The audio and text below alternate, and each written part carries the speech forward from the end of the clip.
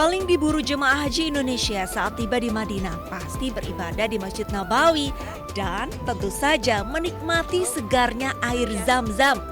Eits, tapi tidak semua air di kawasan Masjid Nabawi itu Zam-Zam loh.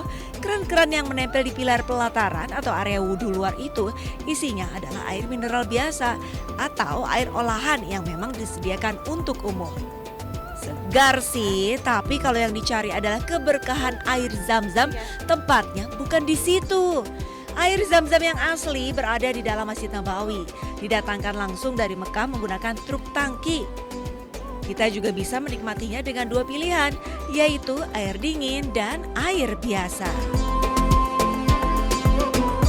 Ya pemirsa, jadi jangan salah ya, air Zam-Zam yang asli atau original ini hanya disediakan di dalam area Masjid Nabawi dan bertuliskan Zam-Zam. Dan biasanya diletakkan di wadah-wadah besar atau termos besar berwarna coklat ini. Sedangkan air yang disediakan di pelataran Masjid Nabawi itu bukan air Zam-Zam. Difungsikan untuk hidrasi dan juga membasuh muka saat cuaca terik di luar. Dari Madinah, Arab Saudi, Eti Jutasari melaporkan.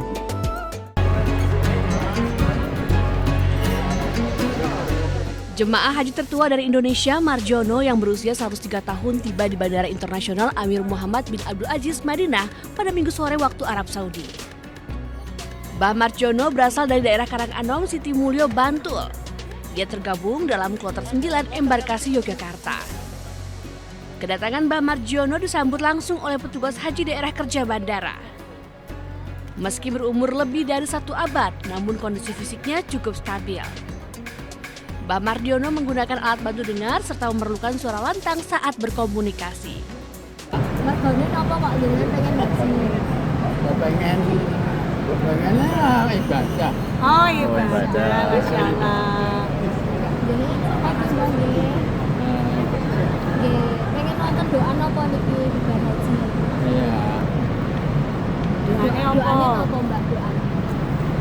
Ya. Doanya jenengan apa niki? Haji doanya apa? Tak niki dah. Nggih, pengen apa?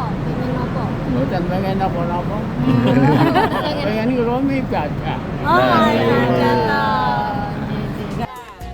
Mbah Marjono harus dibopong ketika turun dan naik kursi roda. Sejumlah petugas pun sigap membantu Mbah Marjono dalam melaksanakan rangkaian ibadah haji tahun ini. Dari Madinah, Arab Saudi, Eti Jutasari, iNews melaporkan.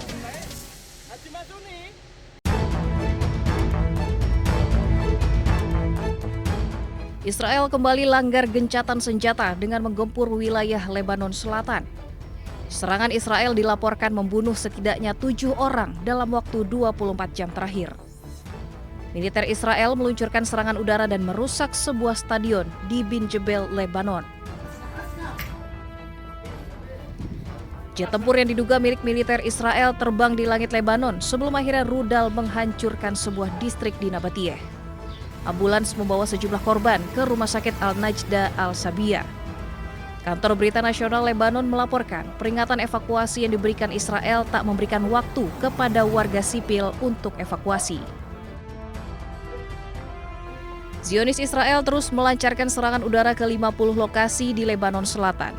Serangan udara Israel diklaim menargetkan infrastruktur yang diduga milik Hizbullah. Bahkan militer Israel dilaporkan menggunakan bom fosfor putih untuk melancarkan serangan ke Lebanon Selatan. Bom fosfor terbuat dari senyawa kimia yang dampaknya bisa menyebabkan luka bakar terhadap korbannya. Padahal penggunaan bom fosfor telah dikecam luas oleh komunitas internasional.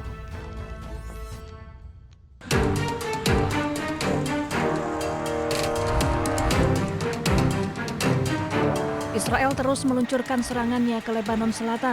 Kali ini Israel mengklaim menyasar fasilitas militer milik Hizbullah. Serangan tak hanya melalui udara tetapi juga jalur darat. Tentara IDF merangsek masuk ke permukiman warga di Lebanon Selatan. Tank milik Israel pun menghancurkan benteng-benteng yang diduga milik Hizbullah. Militer Israel mengklaim telah menghancurkan lebih dari 100 fasilitas militer milik Hizbullah. Beberapa di antaranya adalah terowongan sepanjang 80 meter yang diduga digunakan Hizbullah. Pemerintah Lebanon sendiri telah meminta warga Lebanon Selatan untuk meninggalkan rumah mereka dan pindah sekitar 1 km dari Lebanon Selatan. Sementara itu, Israel berencana untuk menduduki zona penyangga seluas 10 km di sepanjang perbatasan.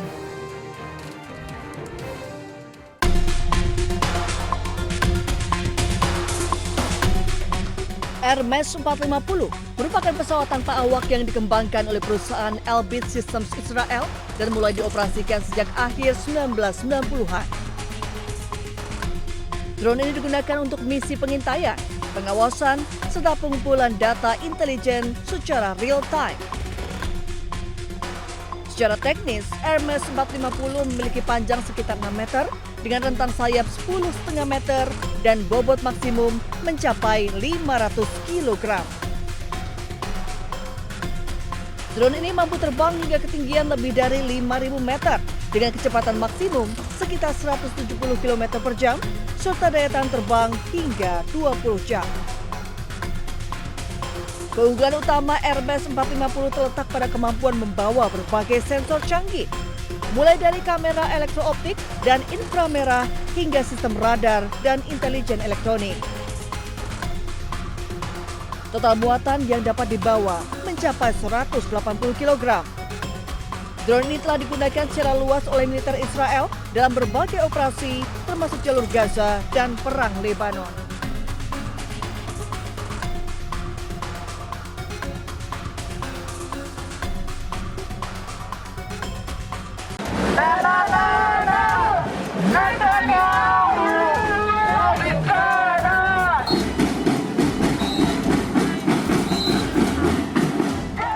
Ratusan demonstran berkumpul di Habima Square Tel Aviv menggelar aksi menentang pemerintahan Perdana Menteri Israel Benjamin Netanyahu. Para demonstran membawa bendera Israel dan meneriakkan slogan anti pemerintah. Massa menuntut penghentian operasi militer di kawasan Timur Tengah. Sebagian massa juga menyuarakan solidaritas terhadap warga Gaza dengan membawa poster bertuliskan dukungan terhadap rakyat Palestina. Sementara itu, aksi protes serupa juga berlangsung di Haifa. Massa mendesak agar Benjamin Netanyahu menghentikan perang.